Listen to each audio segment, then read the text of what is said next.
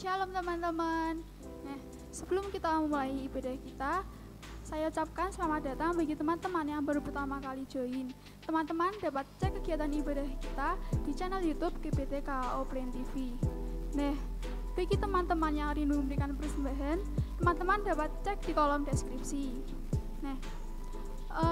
Youth Teens Online Service akan pindah jam tayang dari yang awalnya hari Sabtu pukul 5 sore menjadi Minggu pukul 9 pagi.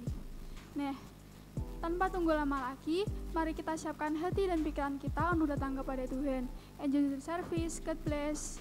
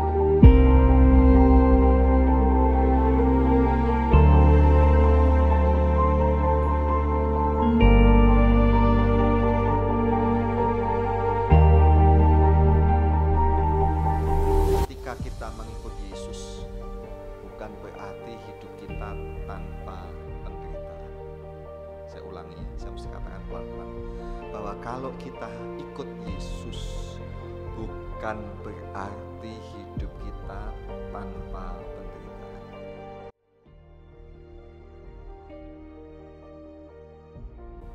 Kita mesti belajar bahwa memang mengikut Yesus itu indah, tapi keindahannya juga ketika kita menderita, di sana ada Tuhan.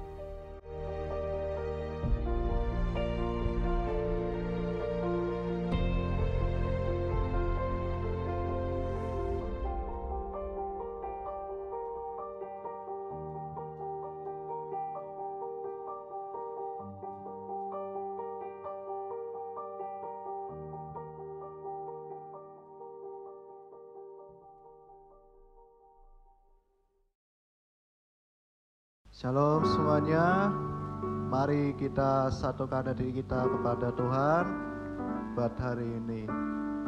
Bapak, terima kasih Engkau berkumpul di sini. Sebentar kami akan menyembah-Mu pada hari ini.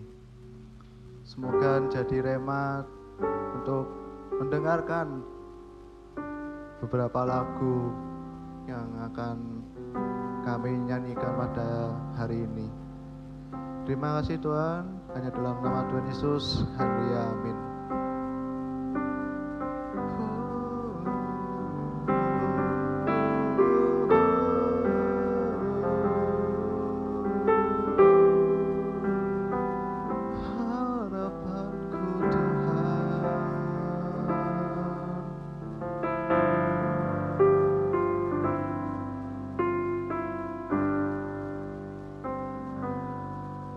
harapanku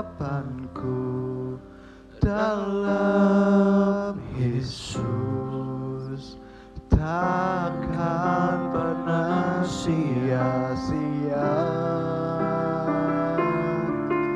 dan imanku tetap teguh karena Yesus menopangku.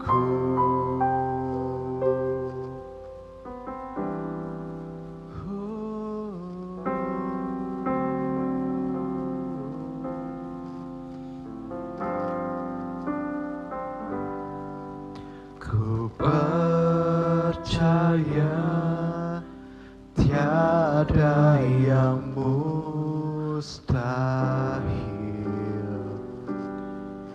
bila ada Yesus.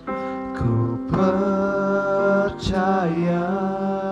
kasih-Mu yang sempurna di dalamku.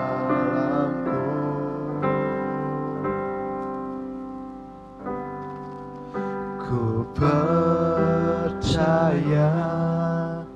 tiada yang mustahil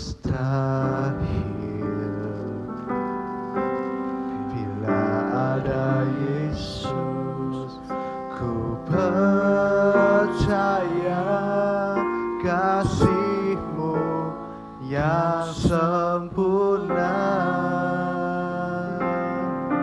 di dalamku.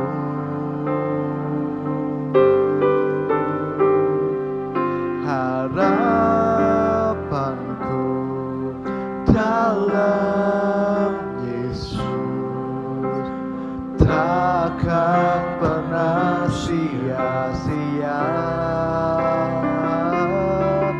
dan imanku tetap teguh karena Yesus menopangku.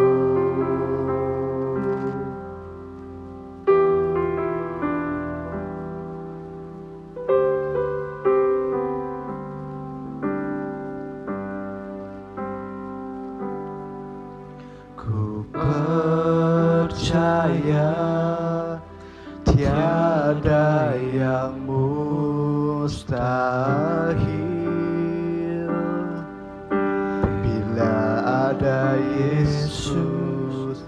Ku percaya kasih-Mu yang sempurna di dalamku.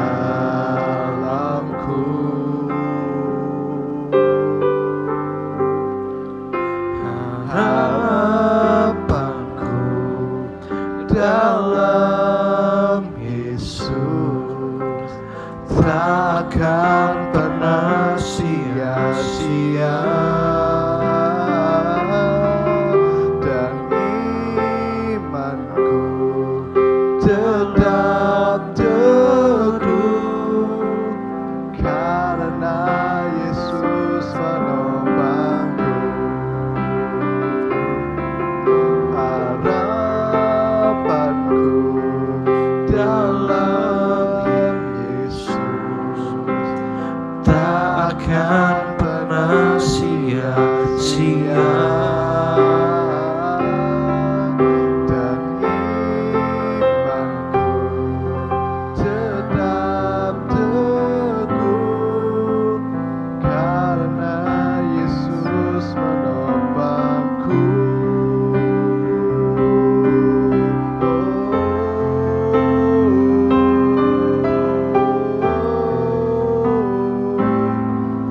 Ku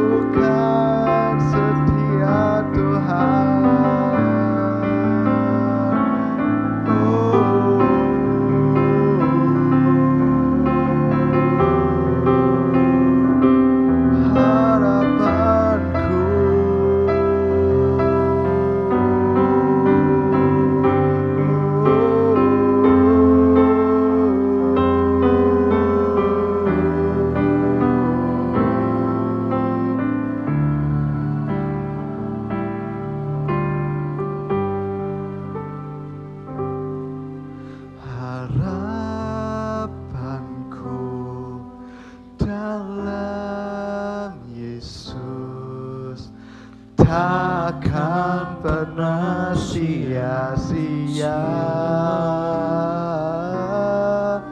dan imanku tetap teguh karena Yesus menopangku.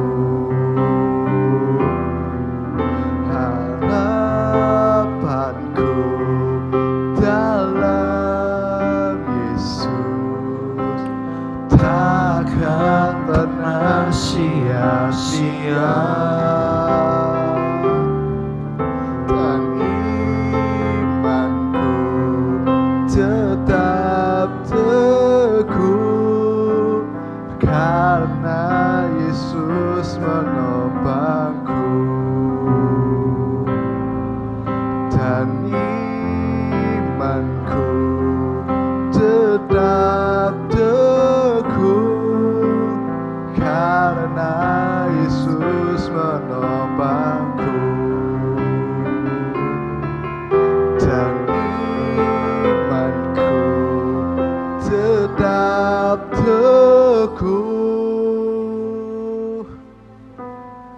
karena Yesus menopangku.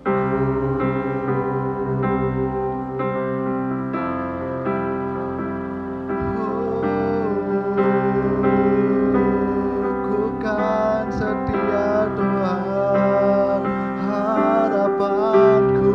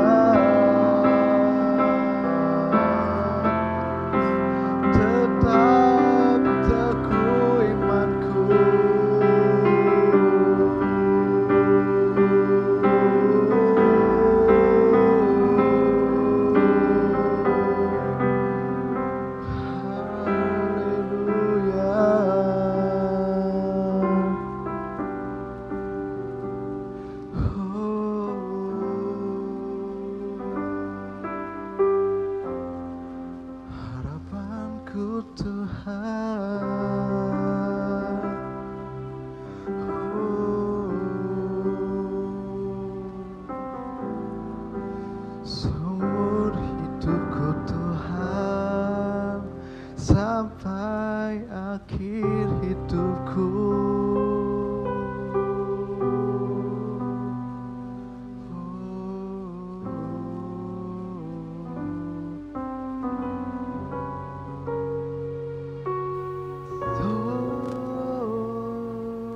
Sampai akhir hidupku.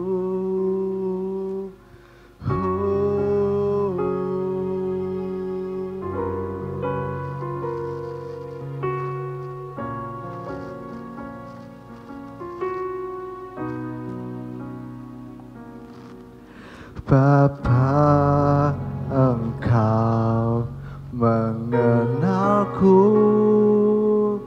lebih dari siapapun. Engkau tahu ceritaku dan isi hatiku. Tak peduli masa lalu, Engkau tetap memilihku. Bahkan ku sempurna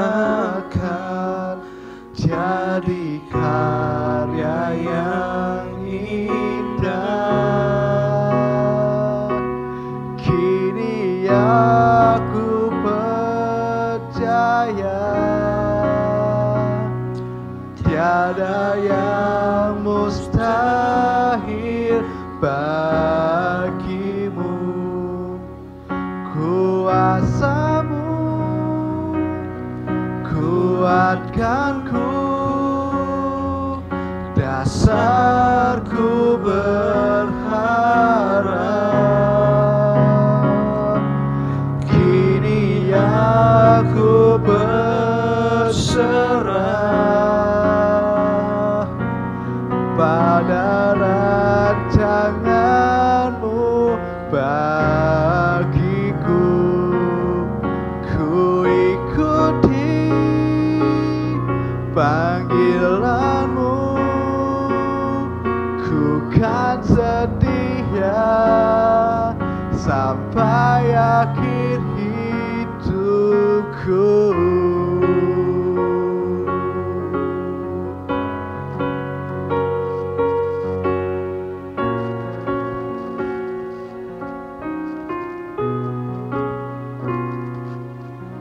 Bapa, Engkau mengenalku lebih dari siapapun. Engkau tahu ceritaku dan isi hatiku. Tak peduli masa lalu, Engkau tetap memilihku. Bahkan ku sempurnakan jadi karya yang indah. Kini aku percaya tiada yang mustahil bagimu. Kuasa-Mu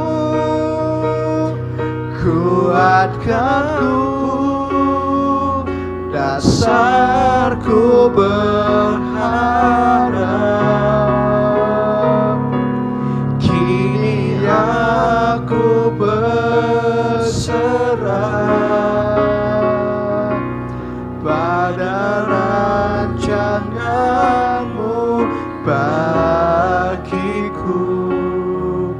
Ku ikuti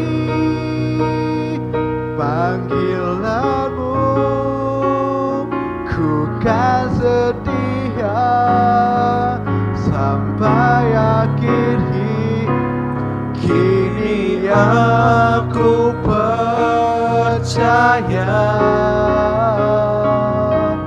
tiada yang mustahil bagimu. Kuasa-Mu kuatkanku, dasarku berharap. Kini aku berserah pada rancangan-Mu bagiku. Ku ikuti panggilan-Mu, ku kan setia sampai akhir hidup. Ku ikuti panggilan-Mu, ku kan setia sampai akhir hidup. Ku ikuti panggilan-Mu, ku kan setia sampai akhir hidupku. Haleluya.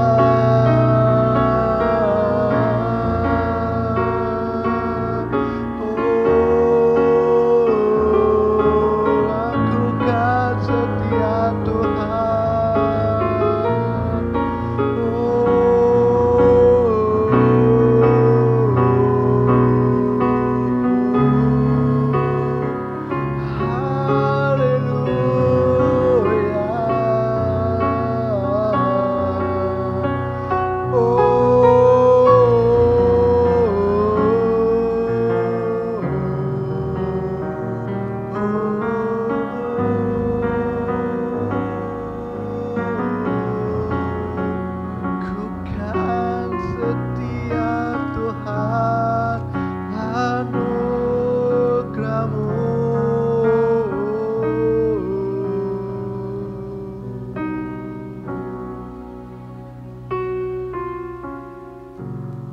Bapa, sebentar kami akan mendengarkan firman-Mu yang disampaikan oleh hamba-Mu pada hari ini.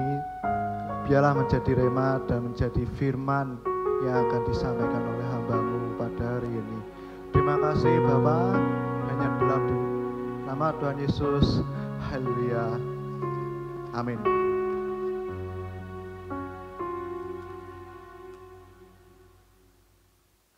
Oke, shalom teman-teman yang dikasihi Tuhan dimanapun teman-teman berada. Sore hari ini saya mau share firman Tuhan tentang bertahan di dalam iman, pengharapan, dan kasih. Nah, sebelum itu, kata bertahan kalau menurut Kamus Besar Bahasa Indonesia dapat diartikan dengan tetap berada pada tempatnya, tidak beranjak. Jadi kata bertahan itu bisa dikatakan tetap berada pada tempatnya atau tidak beranjak. Jadi yang namanya bertahan di dalam iman, pengharapan juga kasih adalah kita tidak beranjak dari iman kita tidak beranjak dari pengharapan kita, dan kita tidak beranjak dari kasih kita kepada Tuhan atau sesama. Jadi, bagaimana bisa kita bertahan di dalam iman kita, pengharapan kita, dan kasih kita? Kalau kita ngomong tentang bertahan, berarti ada sesuatu nantinya yang akan membuat kita goyah. Jadi ada tantangannya. Kenapa kita harus bertahan? Pasti ada tantangannya, ya kan? Makanya ketika ada tantangan kita harus bertahan. Nah, sore hari ini kita bahas tentang bertahan di dalam iman, dalam pengharapan, dan dalam kasih. Saya mau share sedikit saja yang saya renungkan. Bila ini boleh menjadi kekuatan untuk kita semuanya, kita diberkati oleh Tuhan. Kata bertahan, saya sempat renungkan, yang ada di benak saya adalah bertahan hidup. Apa sih bertahan hidup? Bertahan hidup itu kalau saya renungkan upaya atau cara untuk kita tetap bertahan hidup. Nah, jadi bertahan hidup itu adanya upaya kita untuk hidup, adanya cara untuk kita tetap hidup. Nah, bertahan hidup seperti itu. Sama halnya dengan yang pertama kita mau bahas tentang bertahan dalam iman. Bertahan dalam iman itu seperti apa? Ya, sini saya mau jelaskan, saya mau ambil dari Roma 10 ayat yang ke-17. Di sana dikatakan, jadi iman timbul dari pendengaran, dan pendengaran oleh firman Kristus. Lagi kita mau baca sama-sama. Jadi iman timbul dari pendengaran, dan pendengaran oleh firman Kristus. Tadi kita belajar tentang bertahan hidup. Artinya ada cara, ada usaha untuk hidup. Ya. Sama dengan halnya iman. Kalau kita mau bertahan dalam iman, diperlukan adanya usaha, diperlukan adanya upaya. Yang harus kita lakukan adalah kita harus aktif. Ya.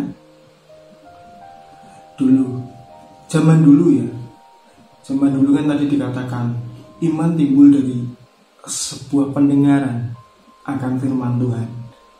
Kalau zaman dulu memang nggak banyak ya disediakan buku-buku, terus nggak banyak juga disediakan bacaan-bacaan tentang firman Tuhan, nggak banyak teman-teman. Tapi saat itu yang dilakukan adalah mendengar firman Tuhan yang disampaikan saat ini mungkin oleh rasul-rasul. Nah, tapi keadaan kita saat ini berbeda teman-teman. Dan ketika kita mau bertahan hidup harus ada upaya. Ketika kita mau bertahan dalam iman kita harus ada upaya untuk kesana. Firman Tuhan mengatakan tadi kan, iman timbul dari pendengaran. Nah, kalau saat ini teman-teman kita harus berusaha aktif. Nah, ketika kita mau bertahan dalam iman kita harus punya usaha. Dari iman kita tetap kuat. Contohnya gimana? Selain mendengarkan firman Tuhan, kita juga bisa baca, kita bisa lihat YouTube, kita bisa cari quotes-quotes tentang firman Tuhan. Nah, nantinya itu akan memberikan kekuatan untuk iman kita, dan kita akan dapat bertahan di dalam Tuhan, ya. Mungkin ketika teman-teman sedang lemah di dalam iman teman-teman, kok begini Tuhan. Ketika teman-teman aktif ini, misal saat ini teman-teman punya Instagram, teman-teman punya YouTube untuk melihat firman Tuhan, untuk baca firman Tuhan. Teman-teman juga punya Alkitab. Teman-teman juga bisa mendengarkan kesaksian dari orang-orang yang sudah ditolong Tuhan. Dengan itu teman-teman akan mendapatkan jawaban dari setiap pergumulan teman-teman. Mungkin pas scroll Instagram nih, yang dilihat quotes firman Tuhan itu sesuai dengan apa yang kita alami saat ini. Lalu renungan-renungan yang di-share di Instagram, kita bisa baca semuanya itu. Dengan begitu kita dapat bertahan di dalam iman kita. Kita akan teguh di dalam iman kita. Jadi saat ini banyak sekali media yang dapat kita gunakan. Tidak hanya mendengar, kita juga bisa membaca.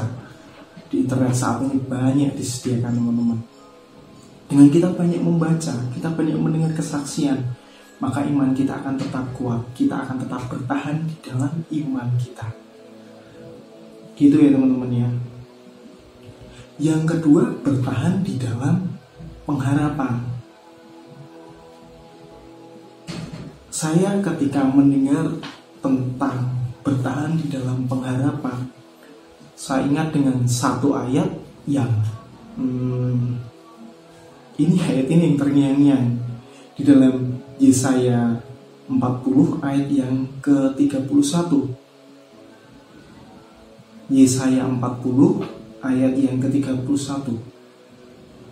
Ya kan? Di situ dikatakan yang saya sangat-sangat ingat adalah orang yang menantikan Tuhan mendapatkan kekuatan yang baru.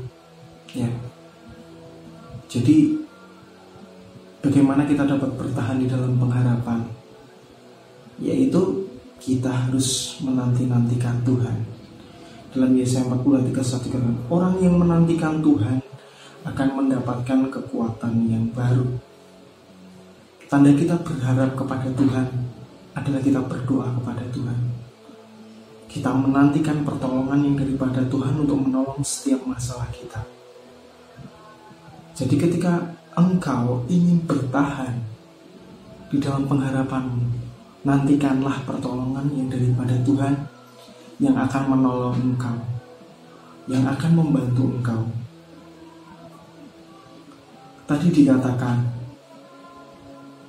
orang yang menantikan Tuhan, mereka akan naik terbang, mereka akan lari, mereka akan jalan.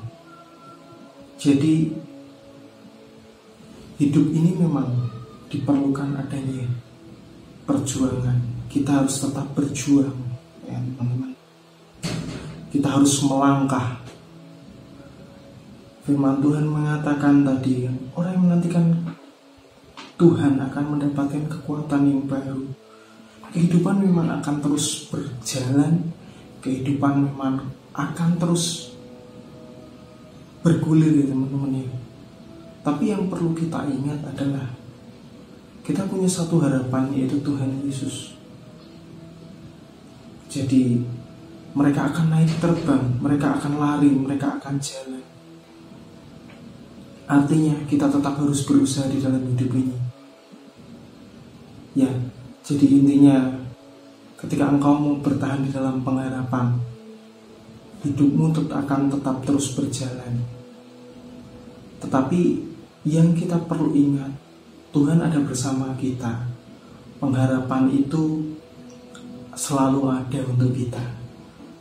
Oke teman-teman, ketika engkau lemah, ketika engkau berdoa dan belum ada jawaban, ingatlah dulu Tuhan juga pernah menolong kita dalam situasi yang mungkin hampir sama dengan hal yang kita alami saat ini. Tapi percayalah, pengharapan itu akan tetap ada. Bagaimana kita akan bertahan? Tetaplah berdoa. Bagaimana kita akan bertahan di dalam pengharapan? Tetaplah berdoa, nantikanlah Tuhan. Dan kehidupan memang akan terus jalan, tetapi ketika kita mengandalkan Tuhan, kita mau berdoa, kita mau berharap terus kepada Tuhan, kita akan mendapatkan kekuatan yang baru. Dan kita akan tetap bertahan di dalam Tuhan. Ingat pertolongan Tuhan ketika dulu kita berdoa dan Tuhan menjawab kita saat ini. Ingat kepada tuntunan Tuhan yang dulu, yang kau gumuli setiap hari, lalu kau mendapatkan jawabannya. Bukankah Tuhan kita Tuhan yang sama? Tuhan akan memberkati kita, Tuhan yang akan menolong setiap kita. Dulu dan sekarang, kuasanya tidak berubah, Tuhan tetap sama. Mari kita tetap bertahan di dalam pengharapan kita. Oke teman-teman. Oke, selanjutnya, bagaimana kita bertahan di dalam kasih ya teman-teman. Kasih itu berbicara bukan cuma teori. Kasih itu harus dipraktekkan. Jadi ketika engkau berbicara, engkau mengasihi seseorang, buktinya apa? Perlu ada sebuah tindakan. Yang pertama yang mau saya katakan, lebih baik memberi atau menerima, teman-teman. Ya, lebih baik memberi atau menerima. Banyak orang akan berkata, lebih baik memberi daripada menerima. Yes, itu betul. Ketika kita memberi, ketika kita mengasihi seseorang, maka akan ada sukacita yang akan kita dapatkan. Lantas bagaimana? Dasarnya apa sih kita mengasihi seseorang? Ya, kita perlu renungkan kebaikan Tuhan. Ketika kamu mengingat kebaikan Tuhan, Tuhan lebih dulu mengasihi kamu, makanya kamu harus mengasihi orang lain. Lalu bagaimana engkau bertahan di dalam kasih? Ya tentunya kau harus praktekkan kasih itu kepada orang lain, kepada teman-temanmu, pada orang-orang yang kamu sayangi, bahkan kepada musuhmu. Karena ketika engkau terus melakukan kasih, maka engkau akan semakin kuat di dalam kasih, di dalam mengasihi orang lain. Jadi bagaimana kita bisa bertahan di dalam kasih ketika kita mempraktekkan kasih itu? Ayo ya teman-teman, ketika engkau berdoa untuk orang lain, kesusahan orang lain, ya di situ akan timbul rasa kasih yang lebih. Jadi ketika egoisme itu kamu undurkan, kepentingan orang lain lebih kamu dahulukan, maka disitulah akan timbul kasih yang lebih lagi. Ya, ketika engkau peduli dengan orang lain, ketika engkau care dengan orang lain, ketika engkau mendoakan masalah mereka, maka kasihmu akan tetap bertahan. Jadi kuncinya bertahan di dalam kasih adalah ketika engkau mau melakukan kasih itu kepada orang lain. Bukan hanya berkata aku mengasihimu, tapi engkau mempraktekannya di dalam kehidupanmu. Ngomong-ngomong masalah memberi atau menerima, ya, ketika engkau mengasihi, engkau harus ingat Tuhan mengasihimu. Tuhan sudah memberikan apa yang kamu perlukan. Tuhan sudah mengasihimu ketika Tuhan mati di kayu salib menebus dosamu. Jadi teman-teman harus belajar mengasihi orang lain untuk engkau dapat bertahan di dalam kasih. Kasih itu perlu dipraktekkan, kalau tidak dipraktekkan nantinya mati teman-teman. Jadi kenapa kita perlu mengasihi? Ya tadi karena Tuhan sudah mengasihi kita. Jadi sama-sama teman-teman kita mau belajar untuk bertahan di dalam iman, yaitu dengan tadi kita bisa baca firman Tuhan, kita bisa melihat video tentang firman Tuhan, kita bisa mendengarkan kesaksian orang-orang yang dapat menguatkan iman kita. Kebetulan mungkin kesaksian itu sama dengan masalah yang kita hadapi, kita bisa kuat, kita bisa bertahan di dalam iman itu. Jadi perbanyaklah kalian membaca firman Tuhan, melihat renungan, kalian bisa mendengarkan kesaksian dari YouTube, Instagram, maka kalian bisa kuat teman-teman. Yang kedua, bagaimana kita dapat bertahan di dalam pengharapan. Ingatlah Tuhan dulu sudah pernah menolong kamu, Dan saat ini pun ketika engkau ada masalah, Tuhan akan tetap menolong kamu. Kita akan dapat bertahan di dalam pengharapan itu, teman-teman. Juga memang kehidupan akan terus berjalan, tetapi orang yang menantikan Tuhan akan mendapatkan kekuatan yang baru. Pegang itu, teman-teman. Jadi pegangan kalian dapat bertahan dalam pengharapan. Ingatlah, Tuhan itu Tuhan yang sama ketika dulu menolong kita. Saat ini pun Tuhan pasti akan menolong kita. Yang ketiga, bagaimana kita dapat bertahan di dalam kasih. Praktekkan kasih itu, maka kasihmu tidak akan mati, kasihmu akan tetap bertahan, bahkan lebih lagi. Jadi kasih bukan hanya berbicara aku mengasihimu, tapi mempraktekkannya di dalam kehidupan kita. Biarlah Tuhan memberkati kita semua. Biarlah ada berkat untuk kita semua. Biarlah Tuhan sendiri yang menjelaskan lebih jelas, lebih detail kepada teman-teman. Tetaplah bertahan di dalam imanmu, pengharapanmu, dan kasihmu. Mari kita berdoa. Tuhan, terima kasih untuk sore hari ini kami boleh mendengarkan sedikit firman-Mu. Biarlah Tuhan yang memperjelas pada setiap kami apa yang kami dengar pada hari ini. Biarlah Tuhan memberkati anak-anak-Mu yang mendengarkan. Berkati dengan berkat yang melimpah, dengan sukacita yang melimpah. Buat mereka bertahan di dalam iman mereka, di dalam pengharapan mereka, di dalam kasih mereka kepada-Mu, Tuhan. Aku menyerahkan anak-anak-Mu yang mendengarkan setiap firman-Mu. Biarlah mereka boleh dijelaskan dengan berkat, dengan tuntunan yang daripada Tuhan. Tuhan memberkati mereka semua di dalam pekerjaan mereka, di dalam sekolah mereka, di dalam kehidupan mereka. Juga Tuhan memberkati orang tua mereka. Hanya di dalam nama Tuhan Yesus kami berdoa. Haleluya, amin. Oke, Tuhan memberkati. Biarlah sedikit renungan tadi boleh menjadi berkat untuk kita semuanya. Haleluya, amin.